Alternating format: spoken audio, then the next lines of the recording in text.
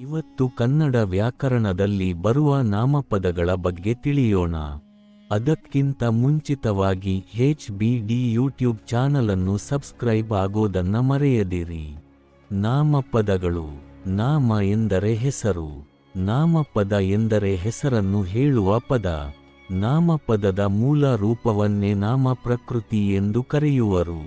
ಒಟ್ಟಾರೆಯಾಗಿ ನಾಮಪದ ಎಂದರೆ ನಾಮ ಪ್ರಕೃತಿಗಳಿಗೆ ನಾಮ ವಿಭಕ್ತಿಗಳು ಅಥವಾ ವಿಭಕ್ತಿ ಪ್ರತ್ಯಯಗಳು ಸರಿಯಾಗುವ ಪದಕ್ಕೆ ನಾಮಪದ ಎನ್ನುವರು.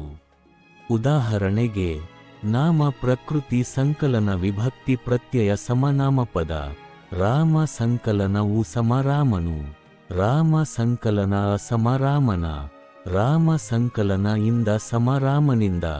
ನಾಮಪದಗಳಲ್ಲಿ ಪ್ರಮುಖವಾಗಿ 8 ವಿಧಗಳು ಈ ಕೆಳಗಿನಂತಿವೆ. 1. ವಸ್ತುವಾಚಕ ನಾಮಪದ. 2. ಗುಣವಾಚಕ ನಾಮಪದ. 3. ಸಂಖ್ಯಾವಾಚಕ ನಾಮಪದ. 4. ಸಂಖ್ಯೆಯ ವಾಚಕ ನಾಮಪದ. 5. ಭಾವನಾಮಗಳು. 6. ಪರಿಮಾಣವಾಚಕ ನಾಮಪದಗಳು. 7. ದಿಗ್ವಾಚಕ ನಾಮಪದಗಳು. 8. ಸರ್ವನಾಮಗಳು. ಈಗ ಇವುಗಳನ್ನ ಒಂದೊಂದಾಗಿ ತಿಳಿದುಕೊಳ್ಳೋಣ. 1. ವಸ್ತುವಾಚಕ. ವಸ್ತುಗಳ ಹೆಸರನ್ನು ಹೇಳುವ ಪದಗಳಿಗೆ ವಸ್ತುವಾಚಕ ಎನ್ನುವರು. ವಸ್ತುವಾಚಕದಲ್ಲಿ ಪ್ರಮುಖವಾಗಿ 3 ವಿಧಗಳು. ಅದನ್ನು ಈ ಕೆಳಗಿನಂತೆ ತಿಳಿಯೋಣ. ರೂಢನಾಮ.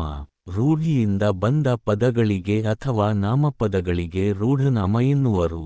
ಉದಾಹರಣೆಗೆ, ನದಿ, ಪರ್ವತ, ಬೆಟ್ಟ, ಗುಡ್ಡ, ಊರು, ದೇಶ, ರಾಜ್ಯ, ಮನುಷ್ಯ, ಹೆಂಗಸು, ಹುಡುಗ ಇತ್ಯಾದಿಗಳು. ಅಂಕಿತನಾಮ. ವ್ಯವಹಾರ ಅನುಕೂಲತೆಗಾಗಿ ಇಟ್ಟ ಹೆಸರುಗಳಿಗೆ ಅಂಕಿತನಾಮ ಎನ್ನುವರು. ಉದಾಹರಣೆಗೆ, ಸಹದೇವ, ಧರ್ಮರಾಯ, ರಾಮ, ಸೀತೆ, ಹಿಮಾಲಯ, ಶುಕ್ರವಾರ, ಸೂರ್ಯ, ಕಾವೇರಿ ಇತ್ಯಾದಿಗಳು. ಅನ್ವರ್ಥಕ ನಾಮ. ಅರ್ಥಕ್ಕೆ ಅನುಗುಣವಾಗಿ ಇಡಲಾದ ಹೆಸರುಗಳಿಗೆ ಅನ್ವರ್ಥಕ ನಾಮಗಳು ಎನ್ನುವರು. ಉದಾಹರಣೆಗೆ, ವ್ಯಾಪಾರಿ, ವಿದ್ವಾಂಸ, ಪೂಜಾರಿ, ರೋಗಿ, ಕುಂಟ, ಕುರುಡ, ವಿದ್ಯಾರ್ಥಿ, ಶಿಕ್ಷಕ, ಪ್ರಧಾನಿ, ಯುವಕ ಇತ್ಯಾದಿಗಳು. 2. ಗುಣವಾಚಕ ನಾಮಪದಗಳು. ವಸ್ತುವಿನ ಗುಣ, ರೀತಿ, ಸ್ವಭಾವಗಳನ್ನ ಹೇಳುವ ನಾಮಪದಗಳಿಗೆ ಗುಣವಾಚಕ ನಾಮಪದಗಳು ಎನ್ನುವರು. ಉದಾಹರಣೆಗೆ, ಒಳ್ಳೆಯ, ಕೆಟ್ಟ, ದೊಡ್ಡದು, ಸಣ್ಣದು, ಹಳೆಯದು, ಹೊಸದು, ಕೆಂಪು, ಸುಂದರ ಇತ್ಯಾದಿಗಳು. 3. ಸಂಖ್ಯಾವಾಚಕ ನಾಮಪದ. ಸಂಖ್ಯೆಗಳನ್ನು ಸೂಚಿಸುವ ಪದಗಳಿಗೆ ಸಂಖ್ಯಾವಾಚಕ ನಾಮಪದಗಳು ಎನ್ನುವರು. ಉದಾಹರಣೆಗೆ, 1, 2, 3, 1000, ಲಕ್ಷ, ಕೋಟಿ ಇತ್ಯಾದಿಗಳು. 4. ಸಂಖ್ಯೆಯ ವಾಚಕ ನಾಮಪದಗಳು. ಸಂಖ್ಯೆಯಿಂದ ಕೂಡಿರುವ ವಸ್ತುಗಳನ್ನು ಹೇಳುವ ಪದಗಳಿಗೆ ಸಂಖ್ಯೆಯ ವಾಚಕ ನಾಮಪದಗಳು ಎನ್ನುವರು.